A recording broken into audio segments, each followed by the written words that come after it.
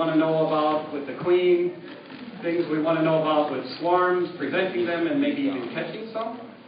So it's exciting. A couple of announcements I would like to make right off the bat is we have, first off, I just want to say it twice, once at the beginning of the meeting and once at the end, that next month, we're having two of our renowned scientists in the local area that are, Dr. Dewey Caron will be back in town from his 6-month beekeeping trip that he makes to Bolivia every year, and he'll be back for the May 1st meeting, and he's going to be would like to conduct a survey with us. He's interested in doing a survey for urban beekeepers, which will be good, and he's also going to be presenting information about the bees and some of the projects he's working on down in Bolivia. We'll also have Dr. Ramesh Sagili with us at the May 1st meeting, which will be giving us a sort of it's like the State of the Union address, only it's the state of the bees, which I know we all want to hear about because we had an unusual amount of winter dead-offs this year throughout the Willamette Valley, so maybe he can give us some tips on why that might be happening. I bet nutrition is part of the answer. First of all, I know there are, because I've already seen several new faces. Could I see a show of hands for people this is their first meeting? Oh my God. Okay, I was going to go through the room, and Mike warned me about this, and have everybody give us a little bit about where you're from and about your bees and everything, but that might be a little much. What do you think, Mike? Okay, all right. Well, I'm going to walk through the room. Can I start with this left side here? Where were the new hands? Oh, okay. I'll just hold the mic. My name is Michelle. This is my son, Ethan, and he's not going to look up at all. But I'm interested in having bees. I was a little bummed to see there's like a year-long waiting list for the Master Beekeeper program. But Tim said I can tag along with him in the meantime. And I'm also a little bummed because when I checked about my beekeeping permit, I have to get permission from 8 condos and 25 apartments. And I recently turned in one of the drug dealers in the apartment. So I think there's no bee permit for me this year, but I'll learn it maybe next year. That's great. Thank you. That's great. That's a funny story, actually. Let me see. Aggie, my good friend Aggie. Hi, I'm Aggie and my husband Bob, and Tim got me started 2 years ago. This will be my 3rd year. I have 2 hives, and they're both doing super. Yeah. And what part of town? Well, I live in Camas, across the river. On a 5-acre certified organic property that I might add is beautiful. Yeah.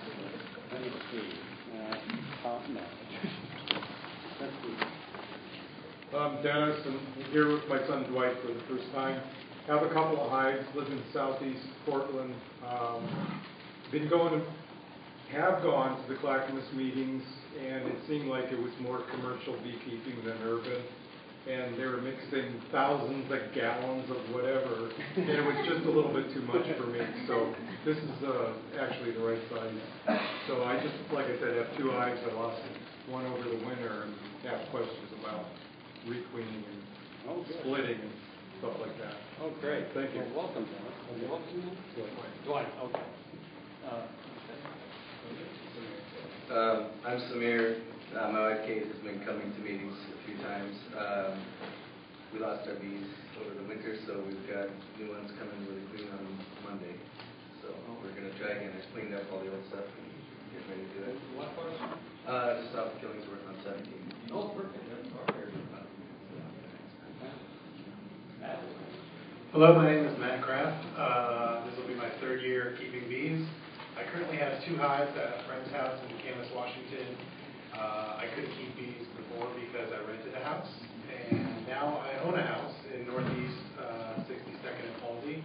So I'll have 2 or 3 hives at my house and continue to keep 2 at my friend's house. Good. Welcome. Those guys. Anybody else on this side? Who am I missing? Oh, yes. I'm Dave. I just built my first hive, and I'm getting some bees next week, so starting out. Oh, good. And what area are you from? Crescent Kenilworth, so it's southeast. Oh, okay. Good. Right south of town. Anybody else? I'm Kelly, and I don't actually have my own hive, but I kind of share a hive here with Scott and learn a lot about bees through him. And what area of town? Oh, northeast Portland, but the hive is out On the farm. on the farm. Yeah. I'm Paul, this is my wife Beth, and we're just getting started, just getting interested in finding out what's going on. The inner southeast, yeah. Inner southeast, okay, great. Okay, did I get everyone? Looks like I did. Couple of announcements I'd like to welcome. First of all, welcome everybody. This is great to see this. We've got a lot of energy, a lot of passion in this room, I believe, about bees, and so we want to continue to support that education and any way we can. One housekeeping thing I'd like to say, straight back is the restrooms are off to the right, and there's also one off through this door right up here on my right. And I've actually never used either of them, so I'm not. But we at this time I'd like to have Melissa, our VP, come up and give us a quick rundown on the Zenger Farm Committee. We have a Zenger Farm Pub Committee now. Okay, so we were invited as a group to form a core committee of people to steward the Zenger Farm Apiary, which is a botanical farm on the outskirts of town. It's over on 122nd and Southeast Foster. So we have a core group of about 10, 12 people, and we're planning these work parties, and the work parties will be open to anyone who wants to experience hands-on beekeeping with a few experts.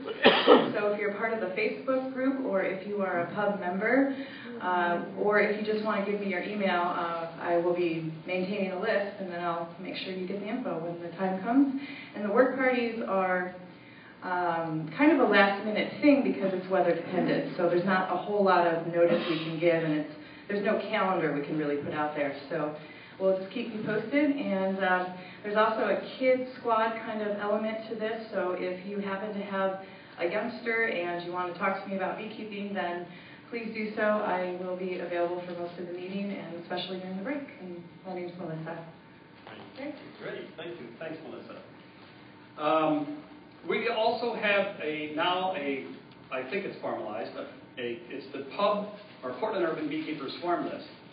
And James, would you want to say anything about that, about where we're at on that yet? We're pretty close to having it ready to roll, right? Yeah, so if you want to be notified when there is a swarm, the traditional way you do that is to get yourself on a swarm list.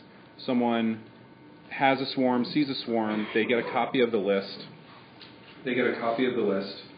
And they move down the list, call people, and then someone shows up, takes the swarm. We're maintaining our own list for paid pub members that's available automatically via an email address that's on our website. I think it's swarmlist@portlandurbanbeekeepers.org. If you send an email to that, you will get a randomized list of the people who are approved to be on it. So the idea is to promote fairness for people who are on the list. So if you happen to have been the first person to sign up, you aren't necessarily the first person that everyone calls. So again, if you're a paid member and you want to be on this list, you can sign up on our website. Yeah. Or you can come talk to me and I'll help you get signed up here at the meeting. Perfect. Yeah, great. Thanks a lot, James. There's a couple of surveys. Like I mentioned, Dr. Dewey Karen is going to be conducting one. And, Melissa, was that the sign-up sheet for the, okay. So there are sign-up sheets in the back of the room for a couple of things. And one of them is the swarm list back there, so you can just put your name on it. Commissioner spot. Oh, and we have 2 open positions, which I announced in that meeting. But we will be interviewing for job, looking at job, credentials and things so on.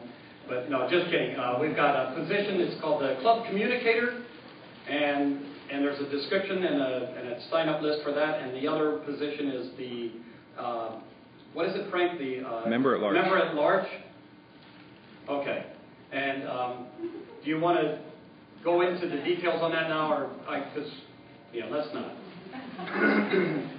Anyway, we have this 2 surveys. One of them is going to be conducted next month, or we'll start on it, but it's really important. There's a lot of people that are actually looking to us as urban beekeepers to see what kind of results we're having with our hives, what kind of successes and failures, and descriptions of what's going on in our hives. So I think it's important because a lot of the commercial guys, they're not going to have the same, experience that we're having, and even the people in the rural areas are not going to have the same experiences that we're having with our hives in the inner city.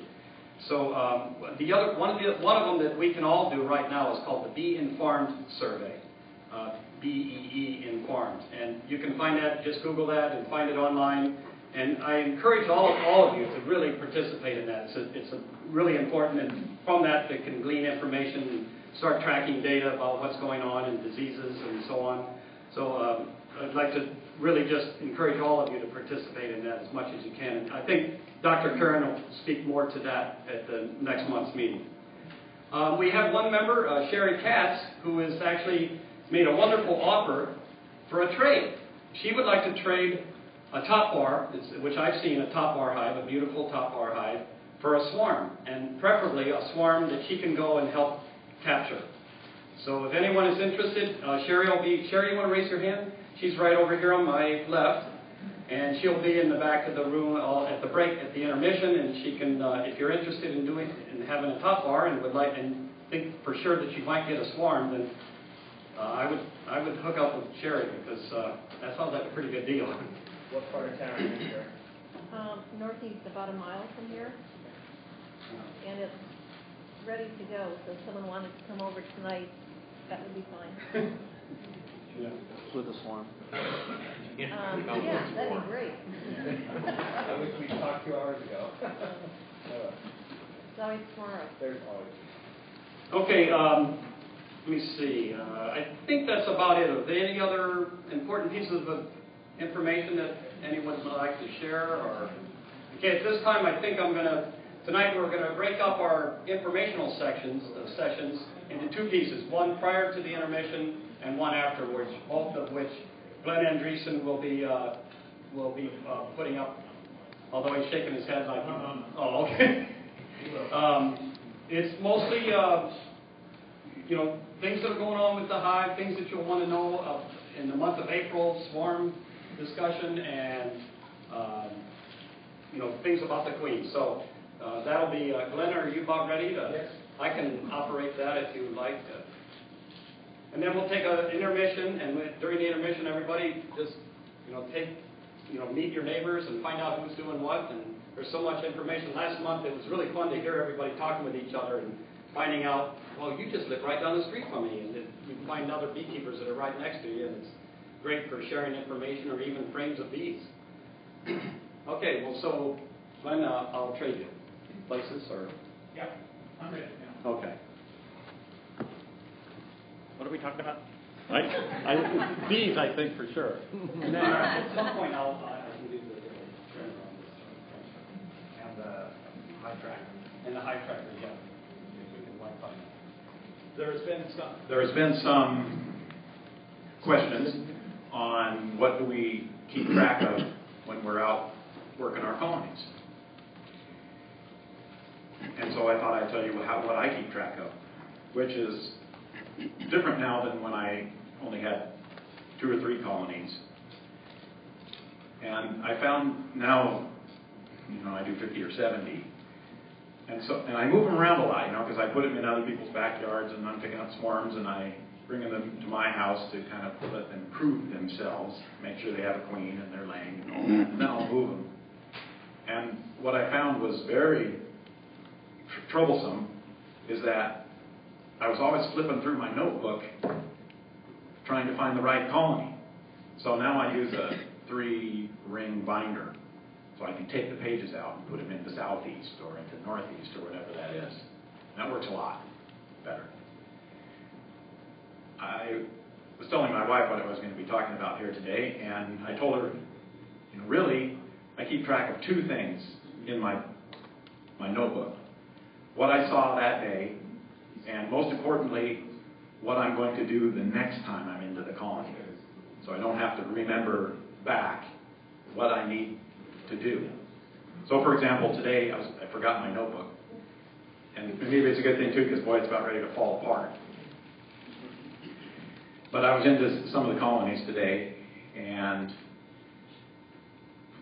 I was just making observations, like, did I see eggs, larvae, and brood? And I just abbreviate that as ELB. I do a lot of abbreviations. And because that tells me how strong the colony is. How many frames of bees do I see? Some of them are pretty small, surprisingly small. I'm a little concerned as to what's going on there. On another one, I added the second super. So there's quite a bit of variability this time of year. I made notes about, is it time to add a second brood box? Some of these overwintered as just one brood box. I made notes to denote whether Tim and I might want to use that colony for our queen breeding. In other words, it overwintered as just a one deep without feed, supplemental feed. And for that one, the notes for this particular one that overwintered as a single, I added a second deep 7 or 10 days ago, I can't remember. And I added the first super to that one today. So that's really kick-ass. And that's what we want, to try to find queens that will carry on that lineage. Other ones I made notes or something like, we'll need a second brood box in 7 to 10 days. So I don't have to try to remember back, which, believe me, is harder and harder these days. What did this one need? Sometimes the commercial beekeepers will have a code by the brick they have on their colony top so it doesn't blow away or whatever. They'll turn the brick one way to mean certain things. But that's never been effective. That just doesn't make any sense to me. Now, I do have one slide for this part that I just got done whipping out there. What do you think this means? Those dates. I'll give you a hint to save time. Queen cycle? It is indirectly related to bloom time. Since 1999, I've rented 10 colonies to a blueberry farmer in Boring. And we put them out at a consistent time period, and that is, I don't want there to be any less than 5 to 10% blooms in his 5 acres of blueberries. Because when I bring the bees there, I want them to find the blueberry blossoms. I don't want to bring them out there a week before any of the blossoms are open, and then they'll find something that's more attractive and then not come to the blueberries. So you can see the variability here in the last however many years this is. I've been dealing with this guy. From April 1st, has anybody's blueberries opened yet? Yeah. In the city, they're always ahead of where they are out in Boring. The least or the latest I think here is May. It's interesting, isn't it, here that there's somewhat consistency here, somewhat. And global warming, or climate change, who knows how that's affecting this here. But so you can write down, and I write down not on my beet notepad, but I do write down what's blooming, or when are the lindens, for example, open. Because that just gives me an idea of when a honey flow may come on. Tim and I picked up our first swarm on the 30th, March 30th, whatever day that was. What day was that? Saturday?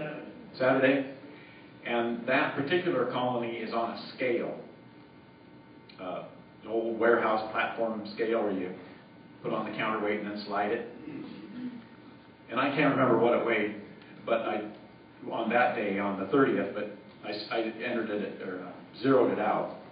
And today I then zeroed it out again, and they put on, I think, 6 1/4 pounds in that length of time. Scale is pretty fun. Gives you an idea of what they're doing. And I went through most of the frames before I found eggs. But I never did see the queen, but all I need to find is eggs to let me know that we got her. Has anybody else picked up a swarm? Got a few. I suspect, I didn't have time. Tim, could you bring up the notebook? There, forgot to bring that up. That we've got this colder period coming now, weather-wise. Thank you. And I wrote down, but I didn't put up there, when I got the first swarms in the last, well, since I've been keeping track since 2006. So this year the 30th. Last year was the 13th of April. 2011 was the 28th of April. Do you remember that 2 years ago when we had record rainfall in March, almost 8 inches? Weather makes a big difference. April 10th. And then a couple of years, or actually quite a few years, in 2009, the first swarm was on April 7th. And then no more until there was 1 or 2 around the 4/16. And then the next ones were at 4:30. And I think that was a weather-related thing, too. Just anticipate that's what's going to happen here. We won't get any swarms for the next week, and who knows how long after that. But that first day after the rain ends, watch out. Yeah, have your boxes ready to go, or however you happen to catch swarms. All right, I think that's enough on that. What kind of questions do we have now? Gosh, you're all ready to go. That's great. Feeding, how about feeding? Feeding is probably not necessary now at all.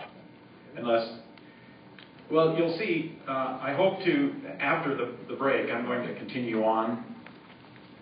I'm going to continue on here with this topic, swarm prevention, if we can. And generally, you want to have, 15 pounds or something like that of food in the colony, because we'll hit this period where they're not going to fly very much. But there's a lot of stuff blooming now. Witness a swarm that brought in 5 pounds in 4 days. Of course, they're pretty motivated swarms to draw out and set up shop again. If you have some other reason to feed, like if you have a nuke, and if you're getting nukes, from us or from Rural, usually they've got quite a bit of honey in them. They're heavy.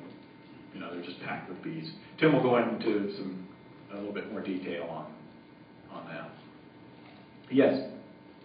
Bait boxes. I'm sorry? Bait boxes. Oh, bait boxes. Yeah, you missed Matt's nice presentation last month. Damn. And it can work. I remember years ago, that I was reading an article about somebody in one of the bee journals, and he was counting up the times that his bait boxes worked, and it was 0. So, but Matt told of somebody, and I think it was Lake Oswego, that got up to a couple dozen or something like that last year. She got almost 20, I think. Almost 20, okay. In one season. So that's good. Matt, how often do you spike the box, I don't know if that's the right, chum the box, with lemongrass oil? If I wasn't so lazy, I'd probably do it every couple months. But I usually just do it at the start of the season. So like in the next couple weeks, I should have had them out a week ago when they started swarming. But I'd say every month or two is probably fine. And really, it doesn't take a lot, just a couple drops.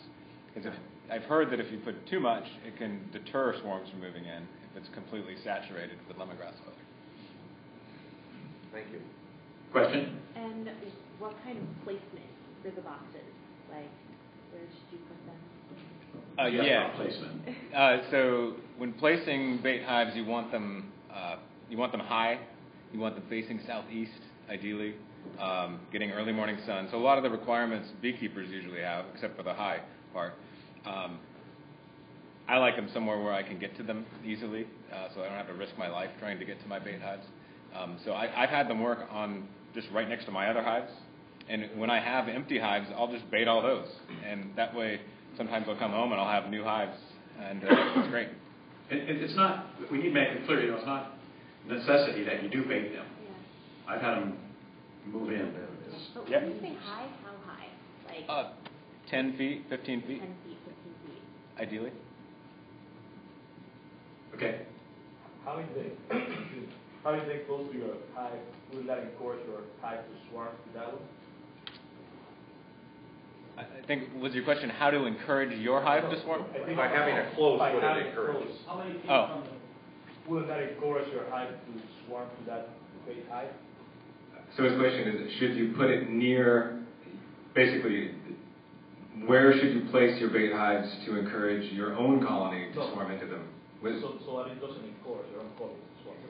Right, a bait hive is not going to encourage your colony to swarm. Yeah. The other factors will cause them to swarm. Okay. But when you're placing it, if you have bees in your yard, you don't want the bait hive right next to your other hives. If you can put it at the other end of your yard or in your neighbor's yard, at least 50 yards away, that would be ideal. Because they don't usually move right into the bait hive right next to where they came from.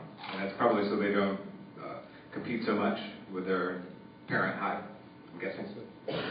I can tell you a story. I was having lunch years ago. I don't remember how many it was, and I looked out the window and, oh darn, colony is swarming.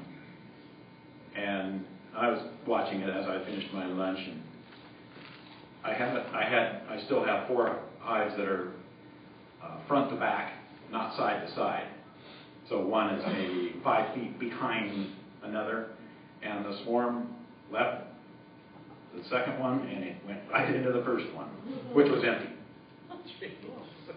Did it have frames in it already? Yeah. Of brood comb and It had honey? frames in it. Yes, it was a dead out, so it had everything in there. Oh. It was, honey. Okay, questions?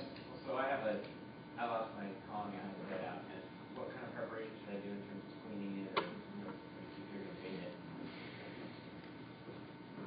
it? Did you hear the question mostly? You had a dead out. Probably, this is common. Well, if there's any dead bees, I scrape those out. And then I evaluate the frames based upon what I see. Oftentimes, the pollen or bee bread will have mold on it, the white mold. And it's pretty hard.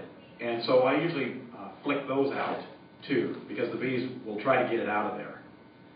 And it's just, I think it's better for them to just start over rather than trying to take all their time to clean that part out of there. If there's brood that's unhatched, it kind of depends on the condition of that brood. Sometimes the bee is just black liquid.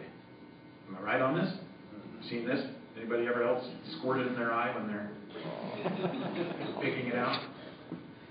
So I just scrape all of that out too. But if it's a bee that just hasn't emerged yet, then oftentimes with my scratcher, my honey scratcher, the pokey thing, I can just prick those out if there are just a few on a colony, on a frame. And if the colony is just black, it's time to start over. Excuse me, if the frame is black, it's just time to start over. Pardon? This is old wax. It's just old wax, right.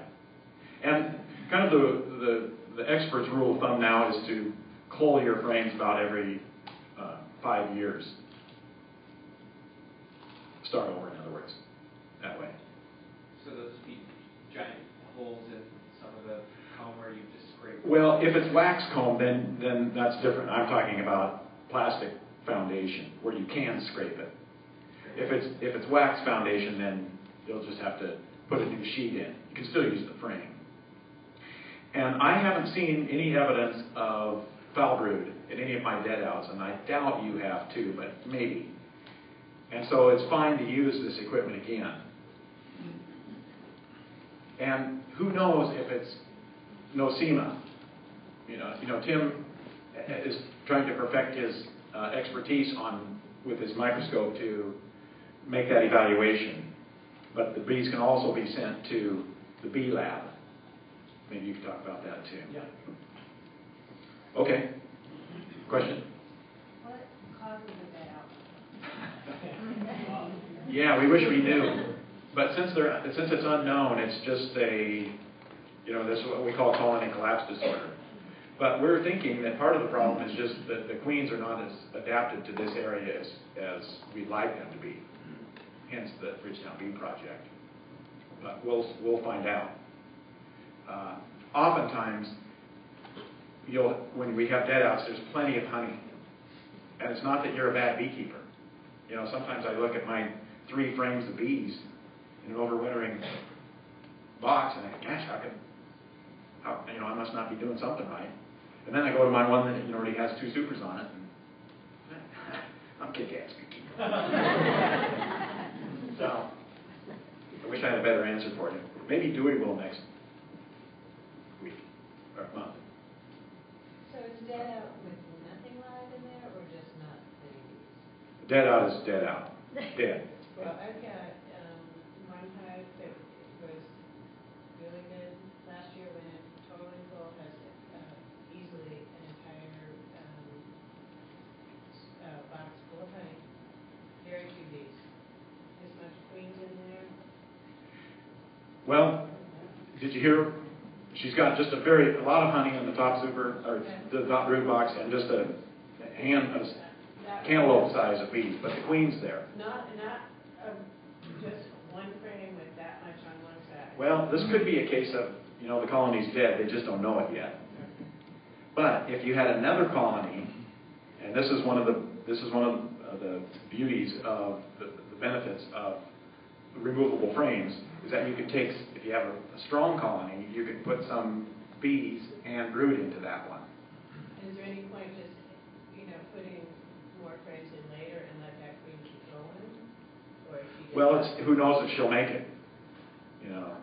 There's some reason that she's not doing very well. So, it might be worth it. This time of year, I just tend to let them go because they're probably not going to get cold, but don't count on it doing much. We'll go here.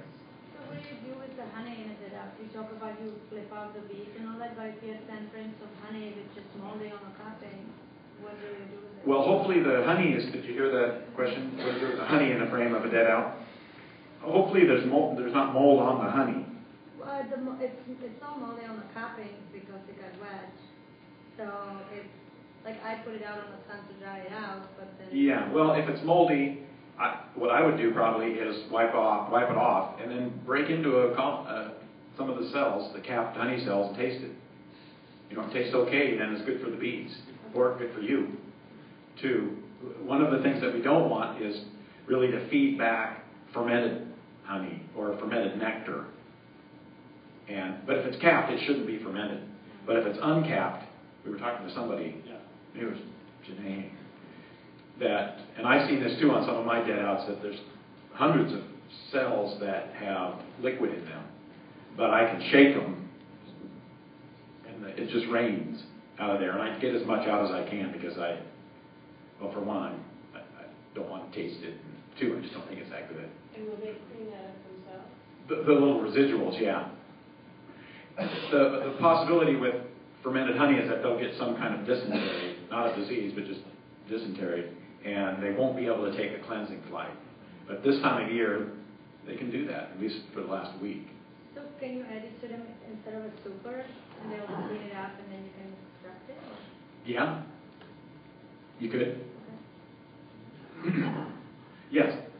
Question. So mine also died, and it was a really weak colony going into the winter.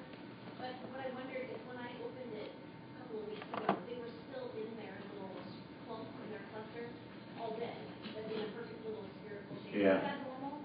Yeah, that's normal for our dead outs. They just didn't have the critical mass to stay warm for some reason.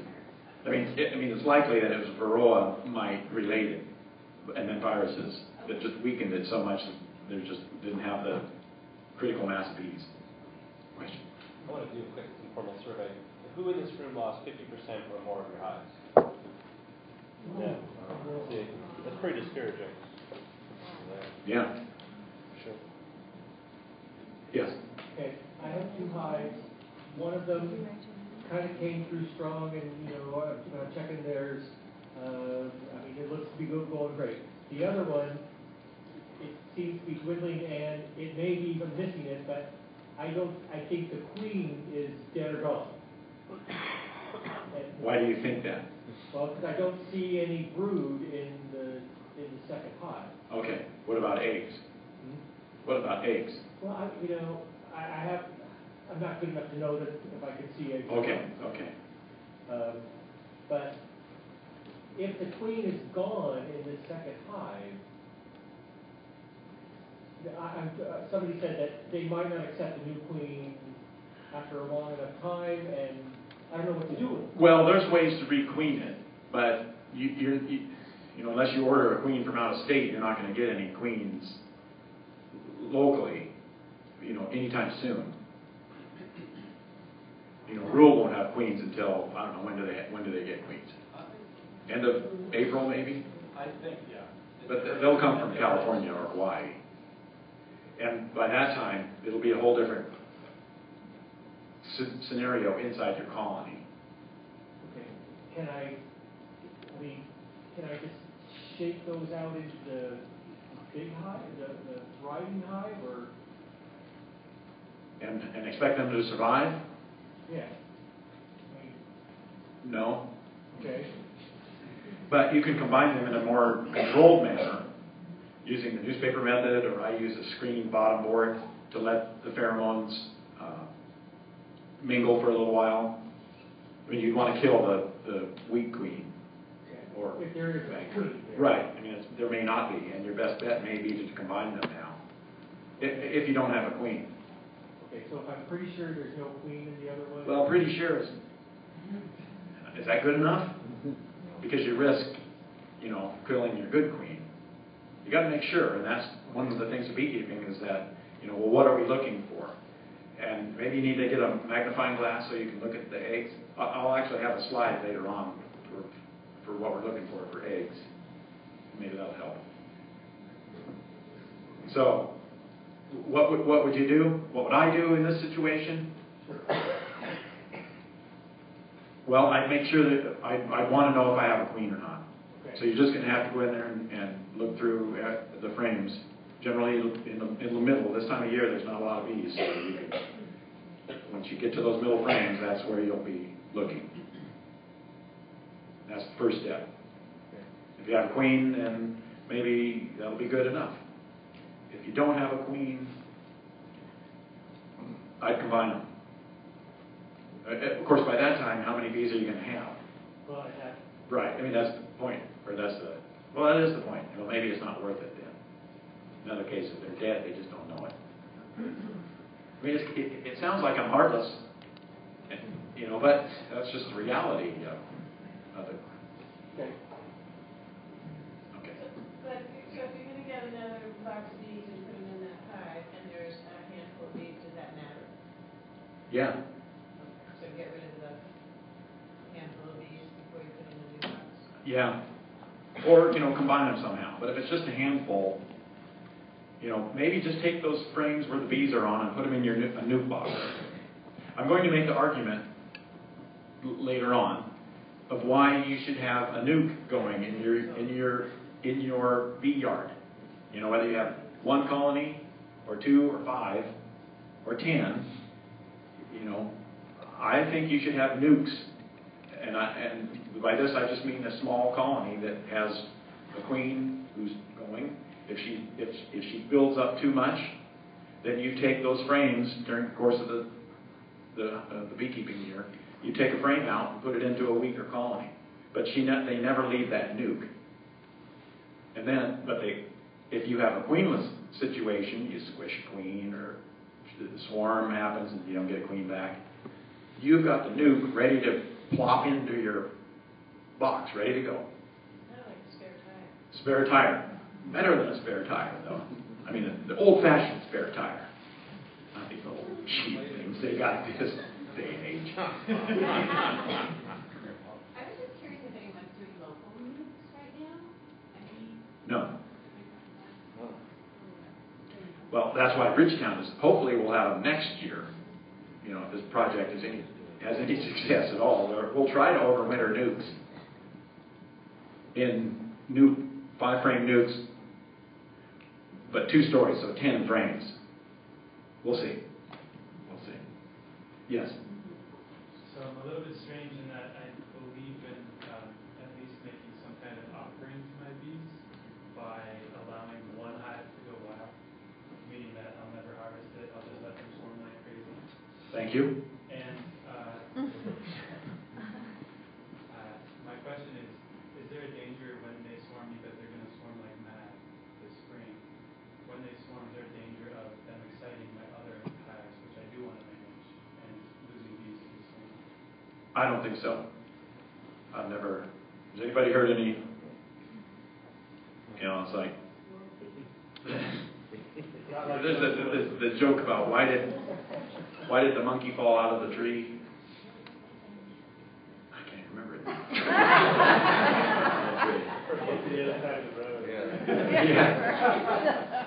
Yeah, but you know, it fell. I guess why did the second monkey fall out of the tree? It fell too. Why did the third monkey fall out of the tree? Peer pressure.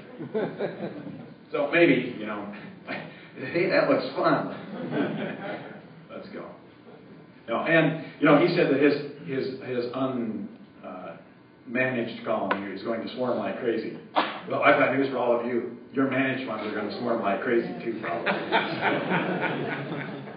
I've had one colony swarm 4 times in 2 weeks, and they were all what I thought were good-sized colonies. So they were swarms. Yeah. So before you put it in, how many frames of bees do you want in a single box before you're going to put it in a brood box? She said, how many, did you hear her? How many frames do you want drawn out before you put on the second brood box? I'd like to see about 7. Well, yeah. I mean, I'd like to see more than that, but they want to build up more than out. And that's kind of the recommendation that I make too on when you add your first super, is when your second brood box has about 7 frames drawn out. Then I'll add the first super.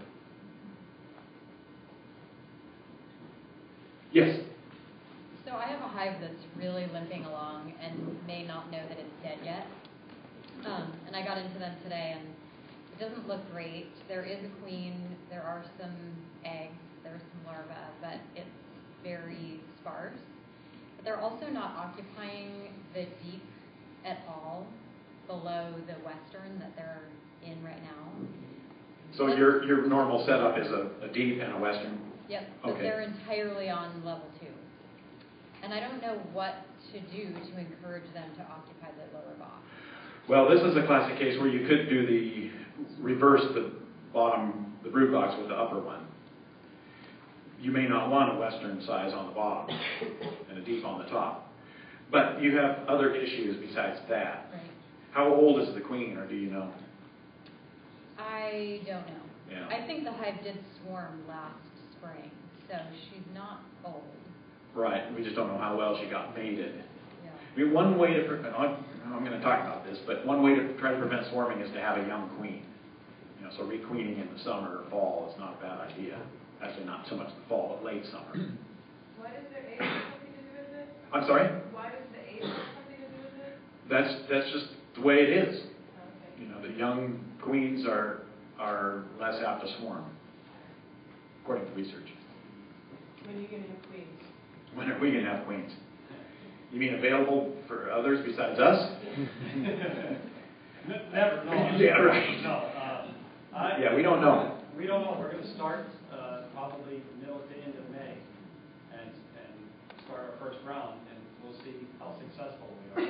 I think this first year we're trying maybe 150 or 200 queens or something like that, and how many we'll take. We'll need 50 of them or more for us that we're going to try to overwinter nukes in. Yeah. A thought about what that other woman was just saying, because a lot of colonies dwindle in size this time of year. You're going just maybe 1,000 bees left. But one other thing you might try doing is taking those frames of bees out, making a nuke out of it. If you've got a young queen, they can contain themselves better in a nuke and stay warm and stuff. So maybe that would be an opportunity to make a nuke, since you've got a good queen. Because they can, a small colony can survive pretty well in a small box. But you'd want to make sure that you you don't put your western frames in a deep nuke box.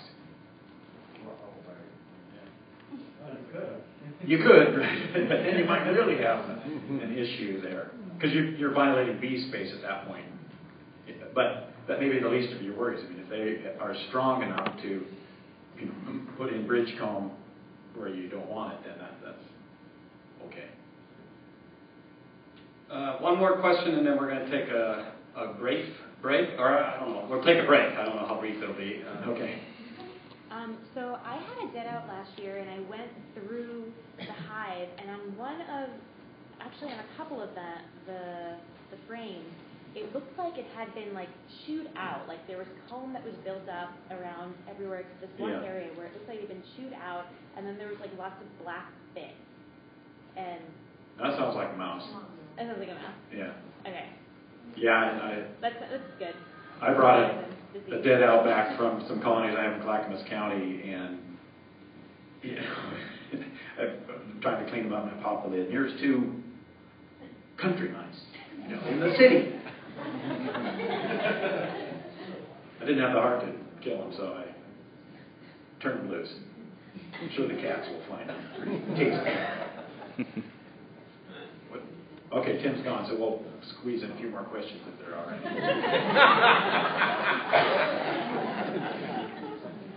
All right, I'll be back whenever the break is over, and we'll talk about can we prevent swarms. Sorry about that. It was somebody that was calling about a swarm. Not really.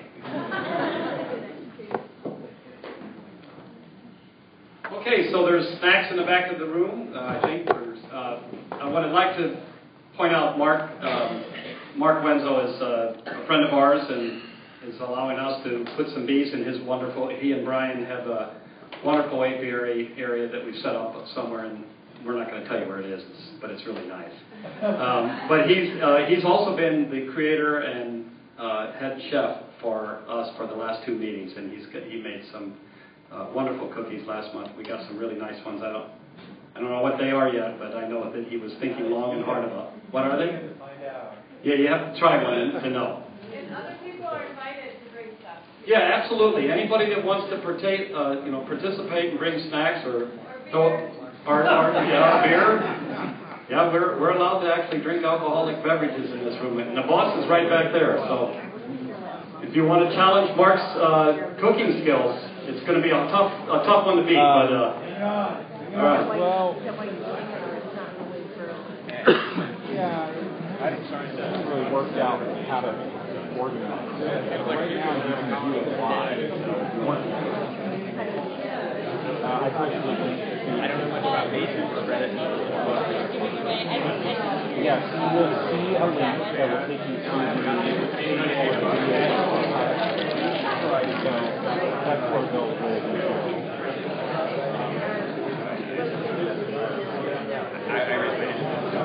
Yeah, that means frame, but it's true right now. So next time that means it might not work. I have these coming one of the yeah, we're good. We got our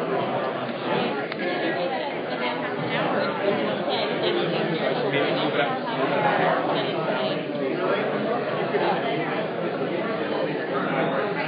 That's right there now. Leaving it. Tim is going to press.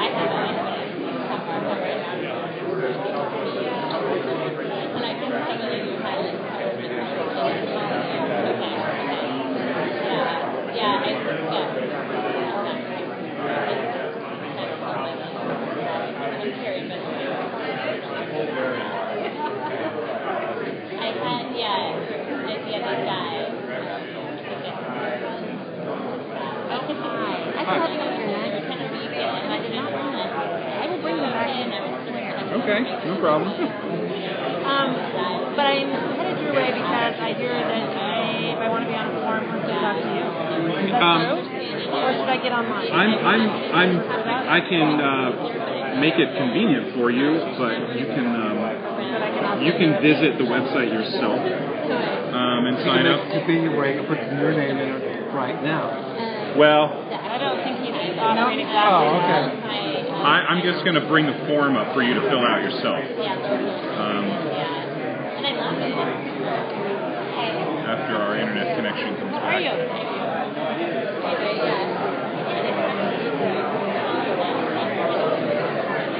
There you go. You can just fill that out, and then you're Amy, you're already a member. You was on what, 4 months? 3 months? Yeah, we spent 4.5 months. Was it a good trip? Good work? Yeah, I got a lot done and just loved living in New York. They died. Again, they starved this year. They ran out of honey.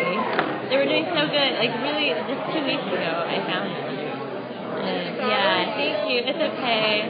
You must have dropped off the bucket. Yeah, I was gonna say, did you get the bucket on your porch? I did. And I've been meaning to like call you. Oh, you did. And I was really quickly, but I'm in the neighborhood of Boston, actually. They starved. They ran out of honey. So, how about you? How's your? They're doing okay. Oh, that's good. They're doing really good, actually. Yeah. That's good. Yeah. So I'm. When I see all the hands go up in the I'm room. waiting for a swarm this year as opposed to ordering a new. I'm hoping that'll make them stronger because it is good. I mean, they made it a while, but they didn't ever build out very hard. I think. How long did you have them? Just a year because my previous year also died. Well, so the first year died, I think, because of mold or wet moisture, and then. What kind of system do you use? I have a top bar. Yeah. Which was mentioned. I never came over to your place to see it. Yeah. You have to. Well, if I ever get bees in there again, come over. You will. I know. Get them. I know. Or something. Yeah. Thank you so much for. I've been meaning to thank you for checking in on I didn't do much. Yeah. And thank you for the bucket. Oh, you're welcome. Yeah, it works really well, I was right? really patient about it. Yeah, it takes a few days. But I mean, it's so low maintenance. Are you talking about the bucket where the honey is in? Yeah, like processing. Well, not the one that it's stored in now, but I borrowed. She had set up buckets, the orange one. Maybe did you see it when I was driving through? Yeah. She had them in her garage, and I talked to her. She's like, "Oh, go get them." And so. Gravity. Yeah. I think it's a great system. I kind of loved it for like a small amount of honey. Yeah, for a small amount. Thank you. Yeah. And gravity. How can you go wrong? No, it was perfect. And with the top bar, there's no base to the frame, so you just like cut it off, mash it up, and throw it in the thing, and then right. you And then like, your wax frame was it. separate. I mean, it was easy. It was nice. I didn't mean to have your bucket. It's like the cheapest system ever. Yeah. When you get it going again, I would love to see it. Yeah, I'd love Because I hear that, people yeah. mentioning it, I don't know when. Yeah, the topper is neat because it's got a little window, and so you can look in. I feel like it's really great for learning. Not that I'm more knowledgeable. I see a lot of. I'm learning, I guess, but like it's not making me more successful. I feel like I'm learning about that much. I know. The more I go to this, I'm like, God, I don't know. I have learned a lot. It's amazing. So much to absorb. Yeah. More than you are around them and read and deal with them. Yeah. How are you doing? I'm good. Life is good. Easy. So where did you move to? I am living in his house at the moment. Okay. But I'm in the neighborhood a lot because of gardening there. Okay. And seeing the guy that's down the street. Oh, okay. That's good. So I got a roommate temporarily. Right. That's cool. That's nice. A good one too. Yeah. Oh, I'm sorry. Give you a compliment. Yeah, that's nice. Yeah, so it's good. Yeah. And I'm actually we're about to split this hive, and I'm going to bring a new little box of bees over to that neighborhood to let them build up a little bit. Oh, cool. I know. That's going to be fun thing to be like, Yeah, you're getting really pro. I know. I want to. Well, I am not pro. I'm just trying things. Mine keeps dying, so I'm becoming very familiar with signs of death and like identifying causes of death. And that's sort of depressing. I was just sad. No. Okay. I'm almost positive that I activated your record on the Oh, I spot know. list, but I will. Really? Confirm that I right mean, we now. only have one. Yeah. But we're in the good average. I think. Yeah, that's sad. Were you able to harvest honey from some? They've eaten all of it. That's the sad thing is that actually ran out, and Yeah, so I feel like with it, and that's the thing I was going to ask. where someone might find out about this he does a lot of top bar is stuff. on this list here. How you feed So if I top bar hive, it's like if I click on this link to receive the swarm list, How do you get in and I there? send that and I send that yeah, email there's not off. really an easy way to feed them. So that's Then I wait why a I never second. tried. I kind of knew that they didn't have a lot of honey. I was just like, I wonder if they were really close. Yeah, it'd be interesting. We should ask him. So I get the swarm list back. There's a piece of stuff I put at the top that should prep them. Oh, look at that. Well, I know what I'm You going can to first on the list. I'm going to go look up top bar. No. Yeah. Because I can't envision the size of it. Simple. I mean, it's just like, you So don't there have is to a bit of it's like prep. a box, I have there's also a link to this PDF here, which is really and then good. the bars This are is just put together little by bars of wood, and then Baker. they're just set on top. And this is. the bees build their Oh, I'm sorry. No, this is not. This is a different PDF. But this is some prep material. Exactly. Yeah, because I don't. I mean, we're trying to protect both sides here, because if you the box itself. No, they comb. sort of represent. Well, ideally they follow the line of the bar, which is straight. But my last, they curve a little bit. They can kind of. They get a little wavy. Yeah, they get a little bit wavy, but it wasn't bad. So it's a little tricky. Yeah, it's hard to pull out when it gets too wavy. But yeah, they will improvise. They can do that. Yeah, like when we pulled out the variety box, it was really curved. Yeah, sometimes they'll go. Mine did it more like it's so interesting just to have observed 2 years worth of different bees because the first year bees were totally different than this last year. Like last year they didn't build all the way out. They made it kind of wavy. They didn't make a lot of honey. They died. Fill that form. Yeah. Did you buy yours or did you get a local I bought them again. And let's see, what's your name? Last year too. Devin. They were doing really well. So I'll activate your record as soon as real big after that. And, so live and learn. I'm going to sign up for this. I know. I think that might be an I want to. that would be sort of a really good learning experience. Totally. And because I don't have anything to look at right now, it'd be helpful to observe. Right. You can come up with. Okay, yeah, after getting it.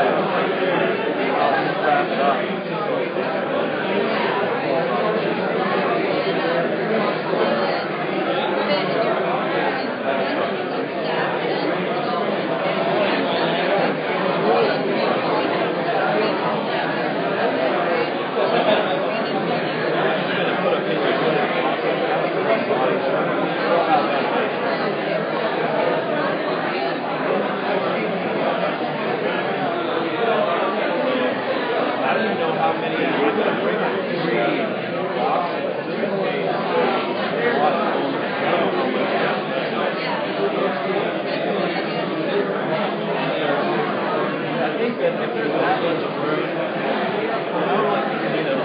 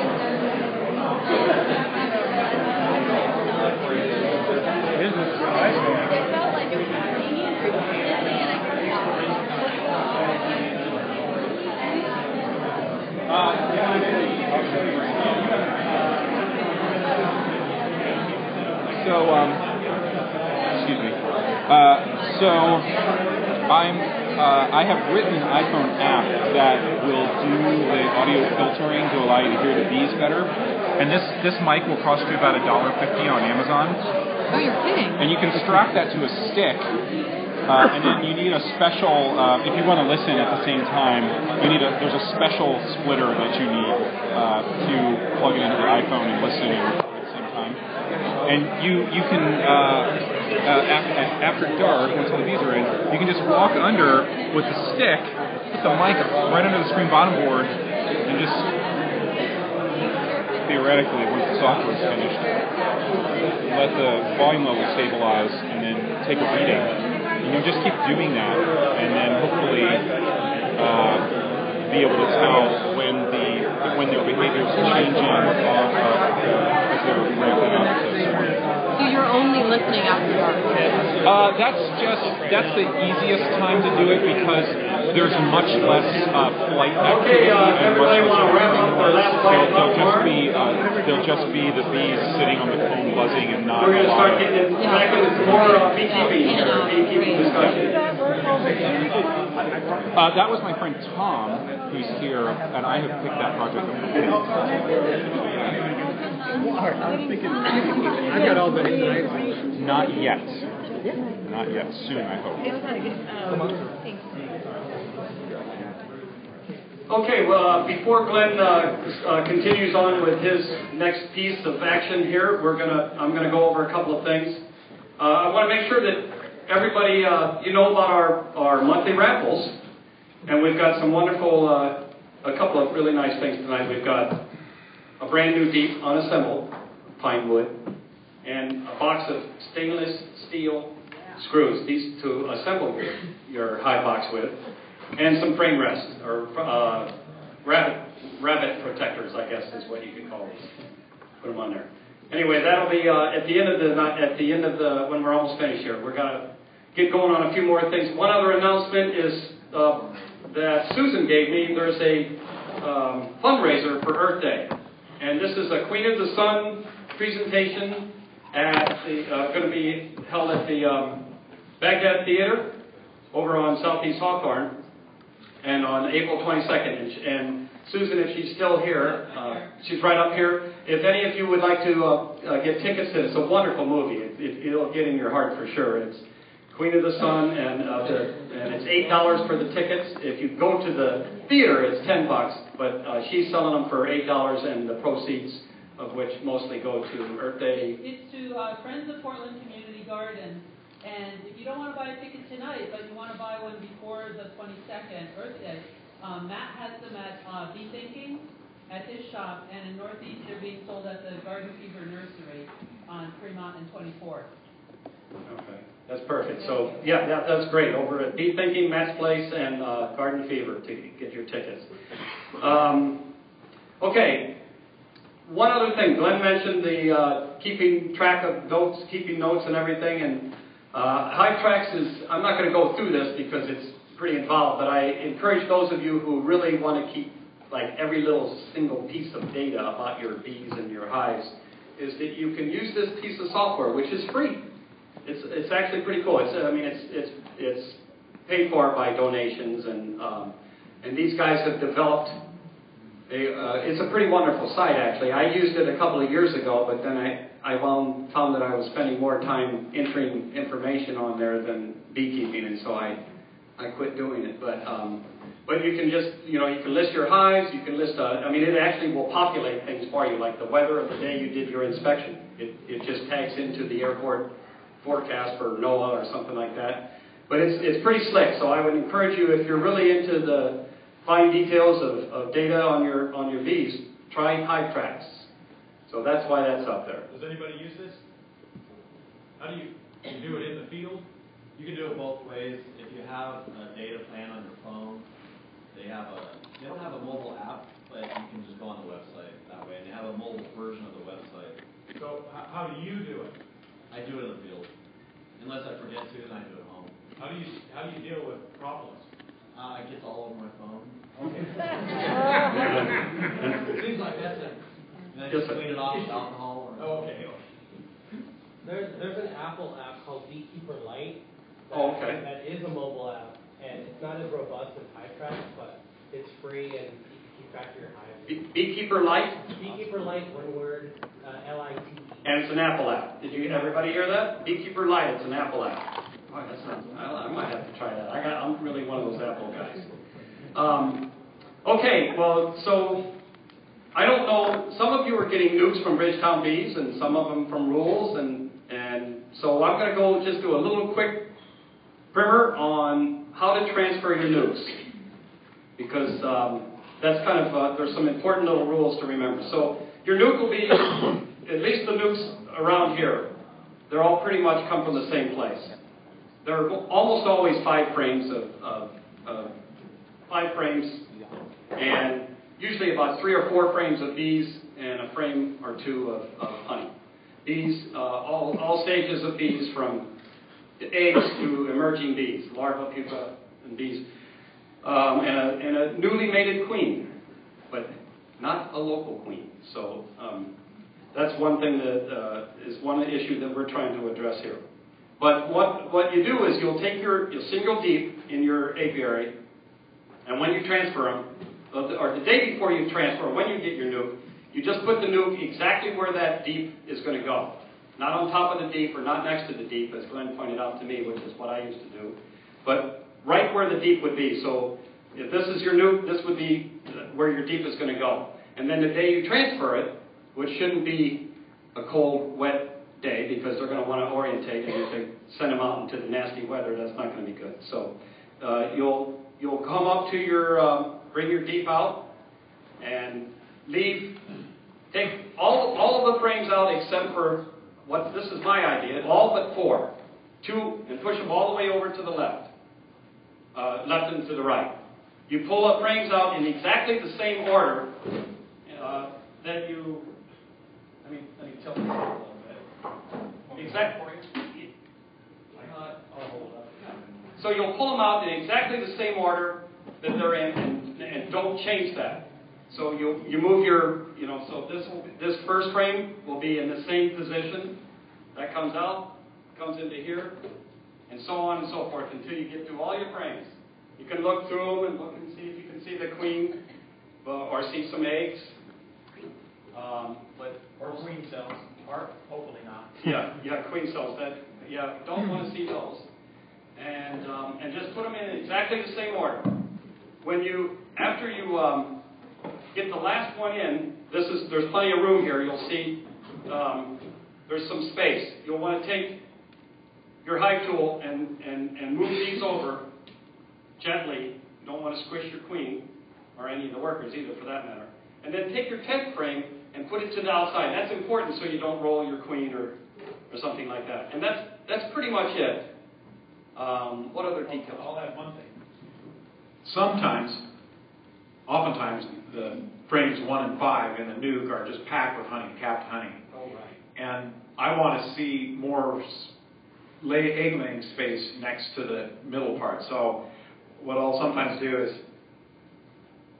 let's say these are the 5 nuke frames here. I'll move the one that has honey all the way to the end. And then preferably you'll put a drawn out foundation, a drawn out comb frame right next to the brood nest. You may not have drawn out comb to do that, and you just be putting in a piece of foundation. Does that make some sense? Okay. And maybe you'll want to do the same on the other side too. More room for the queen to lay eggs than there need food, because there's plenty of food available. Question? I've got used some of this weekend. I have a top bar hive. How do I? Yeah, maybe talk to Matt afterwards. Who's Matt? Matt. Hi, Matt. How many days do you leave the nuke in the place before you? Should it be open? Yes. How long do you leave the nuke before you do the transfer? And yes, you want to make sure that you open up and let them fly as soon as you get them home. I suggest 1 to 2 days is all in the permanent spot. And then some people will do it the day they get them home, they'll transfer them. But boy, there's just a lot of bee activity because they haven't oriented themselves. So by having them putting them in their permanent position right off the bat and letting them stay for a day or two, they'll orient themselves. So when you do the transfer, they're a little bit confused when they hit that new landing board, but they soon figure it out and they're going in. So I don't know if Tim made it clear, but if this is the permanent location, what I do is actually move this over and then put the deep where this was. Right. Exactly. In the exact same position that the nuke had been set for a couple of days. Yes. Can you talk about packages? We can. Go ahead. Talk about packages. That's a little more involved because it is. That's right. And it's a little more daunting for the first-time beekeeper. And generally, I haven't put a package in for a decade or so. But maybe they're still coming with, like they always have, in a screen box with a can of food and a caged queen.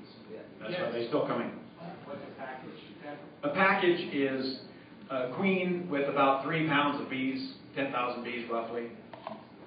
And these bees, the bees that are in the package come from many different colonies. The commercial beekeepers just have a big funnel on a scale And they just pour the bees in until they get to 3 pounds, and put a caged queen in, put a can of food in, seal it up, and ship it off. And so these bees are new to each other, and they're new to the queen is strange to them too. So the procedure, I'll make this pretty quick. How many are getting packages? Oh, quite a few. Wow, okay. And then would you suggest buying milk instead of packages? Well, it depends what you're going to populate, how you're going to or what you're going to populate. If you have a top bar, then packages is the preferred way to go. If you're doing anything, if you're keeping bees in a moray, then you'd have to do a package.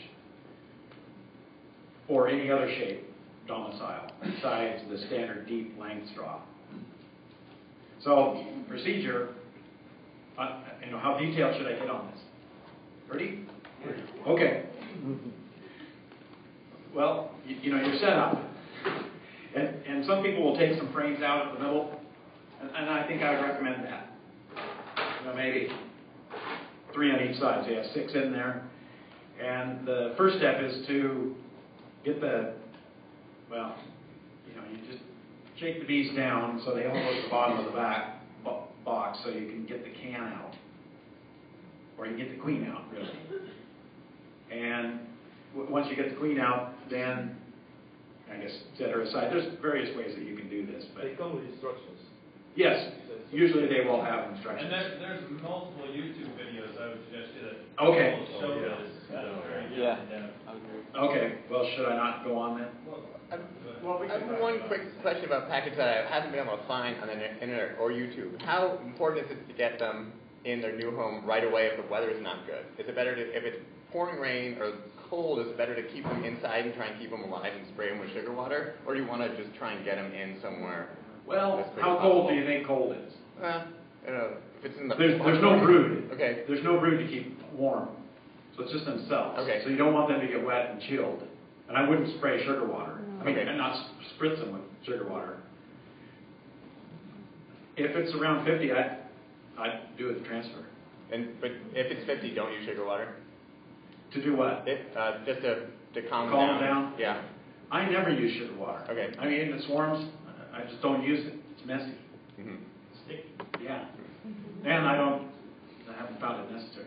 They recommend that on a lot of the videos I've seen. Just kind of like just initially to like you said, like you'd think to calm them down. Yeah, you're not calming them down. I mean, I don't know what the source of the videos are. Yeah. First year beekeeper or second year beekeeper or something. They just can't fly when their wings are wet, so it keeps them in one place. Who cares if they're flying? No, I mean, I want them to I'm fly. saying that's the rationale. So, what was that? That's just the rationale, and I'm not saying it's what you want. It's I just. see. Well, I mean, if somebody else wants to give their how they do it, then I'm fine to. Just run it through. Okay, you've taken and poured out. Okay. So you've got the queen out. Okay. And maybe you put the can back in momentarily, because you have to take the queen out, or the can out to get the queen cage out. Put the can back in temporarily, just because they're going to be flying otherwise. But I've always had problems getting the can out. You could cover them all with papers. Say what? You could cover them all with like a... Yeah, you could. Yeah, cover it with anything just to prevent the bees from flying out. Then, I mean, there's various ways that you can do it. I mean, the order, do you want to put the queen between the frames first or not? I would wait till, I might put the queen in. She comes in a wooden cage generally, and thank you. Just by using friction, you can put the queen, pinch her between 2 frames. You may want to note that normally people use a marshmallow or something. They'll pop the cork on the queen cage. They'll stick one of those little marshmallows in the hole, depending on the type of cage. Yeah. Otherwise, she'll be trapped in the cage forever, and you're screwed. Like I said, it's been at least a decade since I've done a package, and they used to come with the hard candy fluff. You didn't have to do any of that stuff. Now you have to pop one end of the cork out and put in a marshmallow. And the marshmallow shouldn't be facing down. Yeah, the marshmallow either on the side or up, just in case the worker bee dies and traps the queen in there. Right. But yes. Sorry. I mean, those are good points. Yeah. And some of I mean, you can find whatever you want to find. I mean, it's like statistics. Whatever you want to prove, you can prove with statistics. Or, as somebody said, many people use statistics like a drunk uses a lamppost, more for support than illumination. In any event, these are all good points to keep in mind. That it takes several days for the workers to chew through that candy plug. And I wonder how long do they take to chew through a marshmallow? Is that faster than a candy plug? If you pick up your packages at Rule, they give you a marshmallow and a thumbtack so that you can tack your queen to the side of the frame, and they tell you how to take the plug out. It's not a candy plug; it's a wood, little regular plug. Take it out, put the marshmallow in. It usually takes about a day. Yeah, I'd like to see them take longer.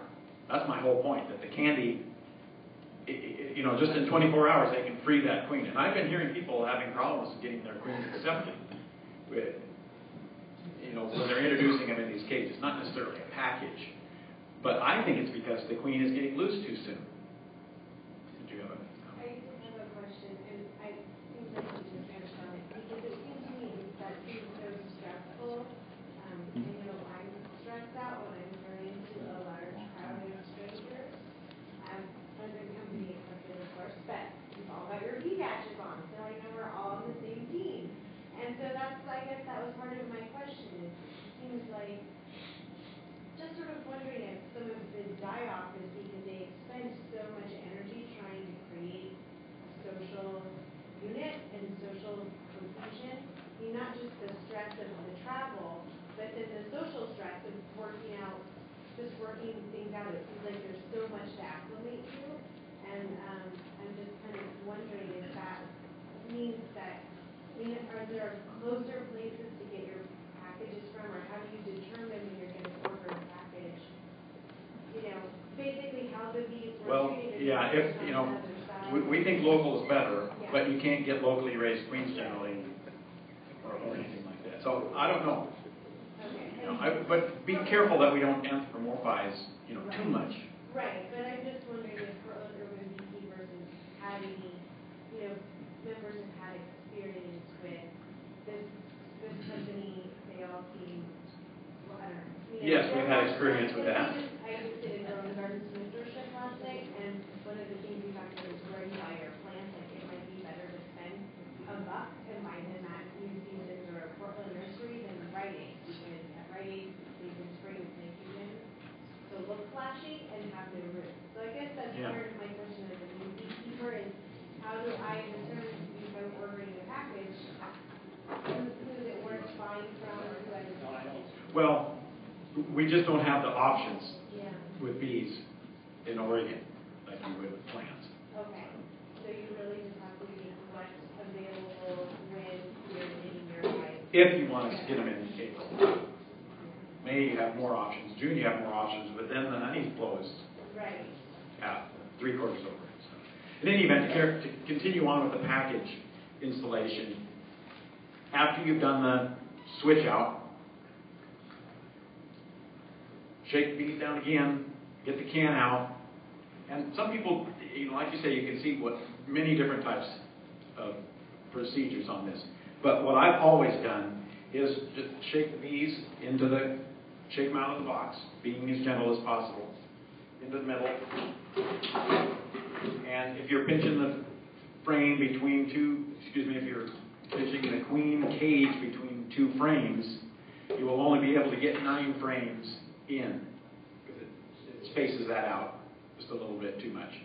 And you can put the cage, if you won't get all the bees out, you can just leave it nearby there, and they'll eventually fly out, although you might put it on its side, just to make it easier for them to get out. Sometimes they get caught and they can't figure out how to fly out.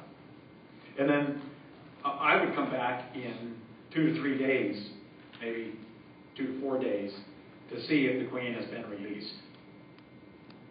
And if she has, then take the queen cage out and put the 9th or the 10th frame in, and maybe don't look at it for another 7 or 10 days. Maybe closer to 7 days, because you want to make sure that she's laying. It is more involved. Are you going to talk about swarming? Yeah. Okay, because we got to get going. So the rest of the presentation now is. Yeah. Yep, Gary's right there. Get us up and running.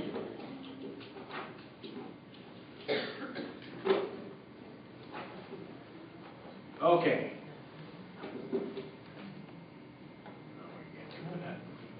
I'm not going to talk about retrieval today.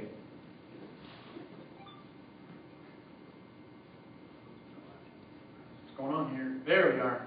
So, is swarming even preventable?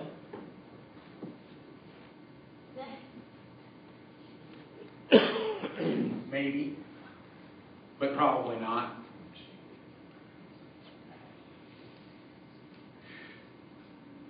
We can try to prevent it. That's the main thing. And the thing I think that you need to keep in mind is that you can not kill yourself, but you can really work yourself up to a frenzy and really put too much pressure on yourself that, well, I don't want to let them swarm. I just can't let them swarm.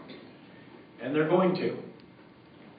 I think the thing to keep in mind is that if they swarm, you've got a strong, healthy colony. That's a good thing. So I've got a lot of words here to talk about, but that's mostly what that's how we're going to learn this here, though. Oftentimes, I mean, you're always going to have most of the time you're going to have some queen cups going. Don't panic with queen cups. These are just the beginnings of queen cells. They keep them in the colony all the time, just in case they need it. But what we're really looking for are the queen cells. Are you familiar? If you're just beginning beekeeping, you'll figure it out. It hangs down in front of the regular worker cells. And if they're going to swarm, you may find 10, 20, 30 queen cells at some point. When I tell people about the swarm, I say I just estimate that the old queen leaves with about half the bees. But it's the old queen that leaves. It's not the new one. They won't swarm unless a new queen is on the way. That is to say, there's a queen cell built and capped. So it's capped here on the 8 days later, and it's a cell for 8 days. And they can swarm anytime during that period. But they won't swarm if there's no queen cell there. And so one of the techniques that beekeepers will sometimes try is to remove all the queen cells. That's hard work. You get into the colony every 10 days, and you're cutting out all the queen cells that you can find. But if you miss one, just one, then all your work is gone. I don't recommend it. And if they already swarmed, then you just kill all their chance to requeen themselves. And that's a good point, really, because I might have 6 colonies lined up on my back bench. And my wife will tell me, oh, you had a swarm today. I got home, sometime and missed it. So which one was it? She said, well, I don't know. And so I'll go out and look. I can't tell. Reminds me of the story about it was a viola player, I think. That had to stop the rehearsal because the viola player was having an issue, and the conductor says, okay, what's the problem? And then the viola player said, the oboe player turned one of my tuning pegs. And the conductor says, yeah, what's the problem? Get it in tune and let's go. And the viola player said, well, she won't tell me which one she turned. You have to know it. All right. In any event, you cannot tell. You cannot tell which colony has swarmed. You think, gosh, there's so many bees here.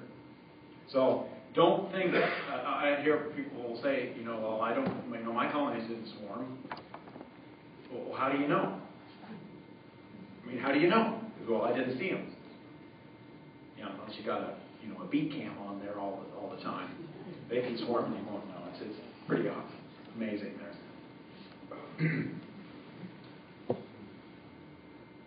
One of the things that, one of the reasons why you get fewer and fewer eggs being laid by the queen is because the workers are on her tail, forcing her to move to burn some excess fat so she can fly. She's not a good flyer. Okay, move on here. My wife and I used to joke that swarms happened every Sunday about 11 o'clock, because that just seemed to be when they were swarming. But it usually starts at, sometime in that period, 11 to 2 range. It gets warm enough. Just roughly what it is. And following some cooler weather. So when you keep track of the forecast, and as I mentioned earlier, having swarm collecting equipment ready to go. Like I mentioned, the queen is not a good flyer, and so she'll land somewhere, usually within sight of the parent colony, 100 to 200 feet maybe. Sometimes way up in the air, sometimes on the ground.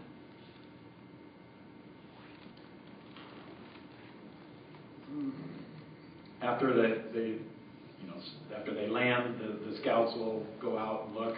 We're not going to talk too much about that. We're going to try to figure out how to prevent these things from happening. All right, let's move on here. Now, why they swarm, I think this is kind of interesting, and we don't know for sure why they swarm. Oftentimes, the main reason that is given is that they're just overcrowded. But you can have many different situations where you've got a lot of bees and they won't swarm, or few bees and they won't swarm.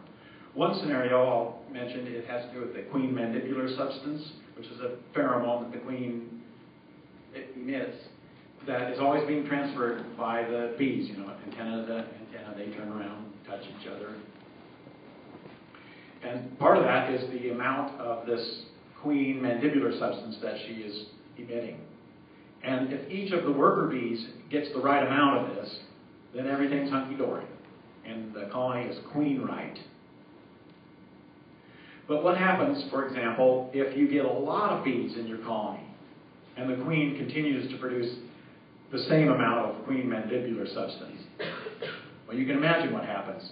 Each bee is getting a smaller proportion than it really wants. And that may be what triggers then the swarm. Does that make sense? So if you have a young virile queen, maybe she increases the amount of queen mandibular substance when more bees are present. Hence, keeps the urge from swarming down. So look, these two work together, I suppose, as it relates to these two factors here. Okay? So now I have 12 or 13 different points on how we might try to prevent bees from swarming here. One of the easiest things that we can do is to make sure that there's enough room. It's why we reverse the brood boxes coming into the springtime. Sometimes there's plenty of room in the colony, but they may not know. She may not know that there's room. So the bees are putting in honey this time of year. They're really they can't start packing it in. Whatever cell has honey in it is not available for egg laying. So she may become honey bound. So we make sure she's got enough room. The reason that we go through winter or the typical setup is 2 deeps is because that's the right amount, essentially the square inches for egg laying purposes. So that's why 2 deeps or 3 westerns. You can try it in any configuration, but you may not have enough room for the queen laying. All right, that's all stuff. What does a minimum of drone brood mean? Well, you can help determine that, but I never worry about that. In the city, there's so many, look at all of us. All of us are sending out drones there. And so they'll determine that. Generally, about 1% of the population are drones, but they might have 1% of the cells. My rule of thumb when I'm culling frames out, you asked about dead outs, is if I have more than 10% drone cells on a frame, then I'll do something with the drone cells. Either clean them off or junk the whole frame and start over. All right, I'm going to get going here. Now, one of the things that I do is, like I mentioned, I've already supered up some. April 1st here is when we can start getting the maple flow on. One year I harvested 100 pounds of honey from one colony in the first week of May. So it can happen. You get the weather and it can happen. And the books won't tell you that because that's not when the normal flow is in Georgia or wherever else. City beekeeping is just different.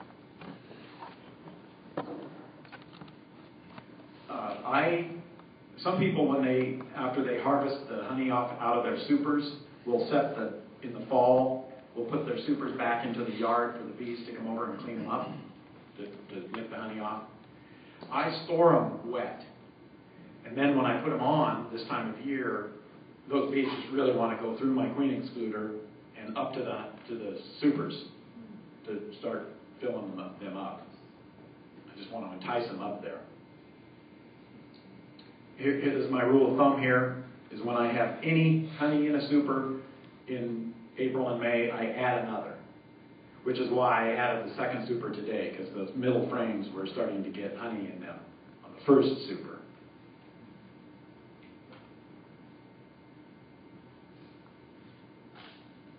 To try to prevent bee swarms, if you're not adding foundation, you might want to consider not adding foundation, because bees just don't want to draw or move up and use foundation rather than drawn out comb. I keep saying that one of your most valuable assets is drawn comb. Treat these supers or any drawn comb with kid gloves, because bees in the wild will take over or will use a space that other bees have built comb in, or your hives, these bait hives that we're talking about, they'll readily move in and reuse that comb, or refill them, repair it and refill them. They won't use the wax to any great length at all, but they'll repair the comb and use it. One that's really too late for this, although Tim just did it a week ago or so, reversed one of his two deeps. If you don't have anything in the bottom super, then you can reverse them. So that the bees will readily move up. But you want to make sure that you're not separating the brood. Okay, moving on here. Another way to try to prevent swarms is to equalize your colonies. If you have several, take some frames from the weaker colonies, or take some from the stronger colonies and add them to the weaker colonies. I'm always a little leery about this. Aren't they going to fight when you got a good honey flow on and it's warm? No, not very much at all. So you're taking a frame covered with bees? Yeah, because you want to equalize them. But you could, if it was warm, just take brood. But if you have a weak colony, but there's not enough bees in the weak colony to cover a new frame of brood to keep it warm.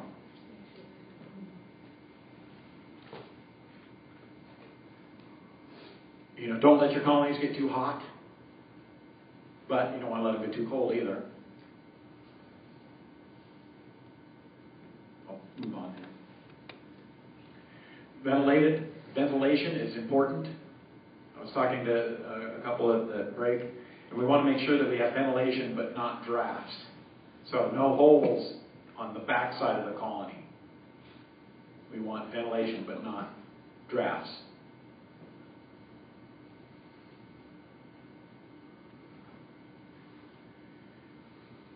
As I mentioned, young queens, your colonies will just do better.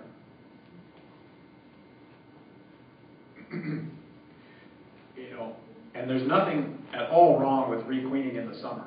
You know, a lot of people want queens in the spring, and so they're hard to get sometimes if you're ordering a mail order, whatnot. So think about, you know, getting queens in the summer.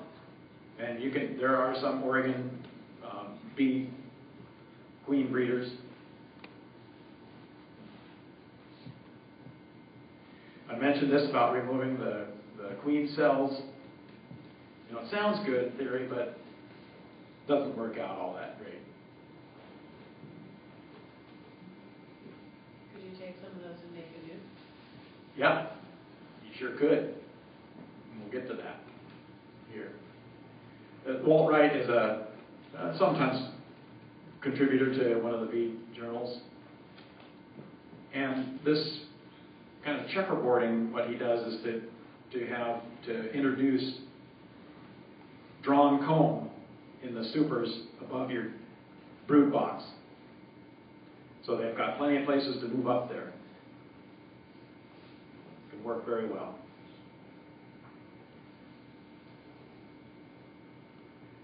As Lowell mentioned here, you can make nukes from queen cells, and this is certainly an accepted way to go. It's not preferable as far as, I'll show you a little graph that really spells this out of what you gain by keeping a nuke in your bee yard in general. You have to get a nuke somehow. This is a great way to do it. Put every frame that has a nuke or a queen cell in it into a box and let them raise their own.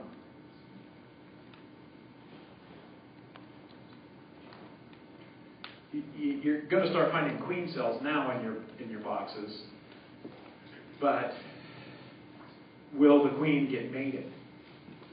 Because the temperature, you know, generally has to be above 70 degrees, the ambient air temperature. And there's, from what I understand from the research that I've done, there's never been a documented case of a queen leaving her colony to mate after about 3 weeks. So if she can't get mated in that 3-week period, then she won't.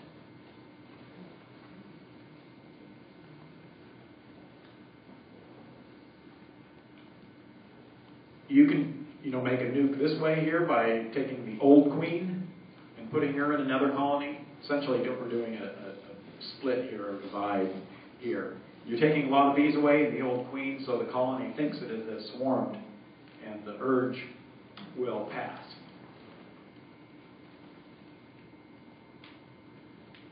This is the easiest way to prevent swarming is you just split everything. But since you only have one queen, you'll always run into that problem. Where am I going to get another queen in April? Because that's when we want to prevent the swarms from happening, is in April. That's why I say on here, queen availability. You know, sometimes you can, you know, really, if you have a real big colony, you can make 3 or 4 of them.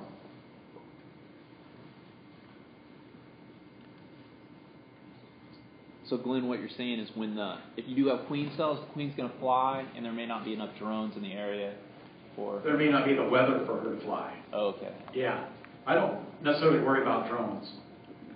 When I need a queen mated out of just natural age, she seems to get mated. Or when I have a swarm, because every time you have a swarm, you have an unmated queen. You know, they seem to do it. Let's hope they work pretty well there. So there's the queen cell, one that's hatched. Just shoot it out there. Somebody, we were talking earlier about, you know, here are eggs. Why can't you see those? They're pretty this day. It's tough. That's why there's sometimes black foundation. You know, supposedly they can see better. What I find the easiest to see is somewhere in between this stage here, between the egg and, you know, this is probably a 5 or 6 day old larva. But somewhere in between there, you can just see the milky food that the larva's eating. And then you know that you had a queen at least 4 or 5 days ago, which is usually good enough. Yeah, congestion there or something like that. So here's this new argument here. So let's just say that, you know, you end up, you're going to raise your own queen. Somehow something happens. So you're going to let them, they're forced to produce a new one here. So it takes, several days, to get to the, 16 days as a queen cell, 3 days after she gets mated, before she starts laying, 21 days for worker days. So you're looking at here close to, a month and a half before you get eggs, if you do that. If you have a queen cell, then you shave a few days off of there. If you already have a newly sealed queen cell, the ones that you might put all of them up above or make an old nuke out of that, you're still looking at some pretty good timing here on all of these different methods. But if you've got this nuke all ready to go, introduce her and away you go there. So there I am. There we are. So Glenn, I got another question. You got your nuke like 20 foot away from the hive. You want to requeen. Aren't you going to end up with all your bees going back to? Not all of them. What you try to do is to have a lot of nurse bees in the nuke part, and to put more than half in there, because there will be some that come back. But the nurse bees are going to hang in there to raise the brood. Or you could swap them. Yeah. I swap their locations. Swap the box locations, because then a lot of the foragers are going to come back to the nuke, and the other colony, it depends on where you stick the queen. Yeah, there's a number of ways around that. Are you going to keep this information on your website, or what you just Which showed us? information? Does it show up? I could put some of it on there. Yeah. Yeah, we can do that. Since we're not webmasters, we rely on Tim's son. But it would be Matt like Pratt. Bridgetown bees, not Bridgetown bees. Okay. Yeah. Thank you. Okay, that's all I've got. All right. Thanks so much, Glenn.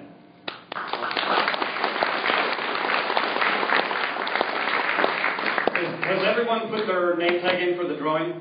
If not, do it now, because I'm going to ask tonight's person that's going to draw can also participate in the drawing. But tonight's king of the snacks, Mark Wenzel, if you would please come up and draw the winning ticket. Or it's actually, I think we're going to do 3 drawings, so it's good.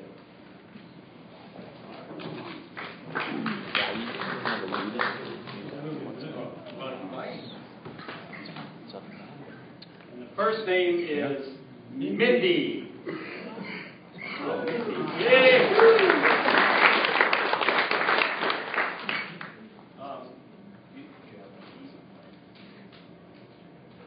Yeah. No, you can keep. That's awesome. Okay. And the next one, let me see. Should we do the next 2 together? Just do one more. Okay. One more. And the winning name is Matt. There's more than one Matt. More than one Matt. I was just thinking about that. What the? Well, we can do. How many Matts are there? There's 2 prizes there. Yeah, there's 2 prizes. We'll give one to each Matt. That's funny. Matt. That's funny. Matt Reed and Matt Graff. Is Matt Graff still here? Oh, I didn't put my name in. Oh, okay. So Again, it's cool. That's what I wanted. Woo! All right. Thanks a lot, everybody. And don't forget, next month we have Dr. Ramesh Sagili and Dr. Dewey Karen coming to the meeting. And there's going to be a lot of information, hopefully brought to us, about why we all raised our hands when Andy did his little survey. All right. Thanks a lot. Have a good night. Be safe driving home. The weather's not going to be good for another week. I think I'm kind of like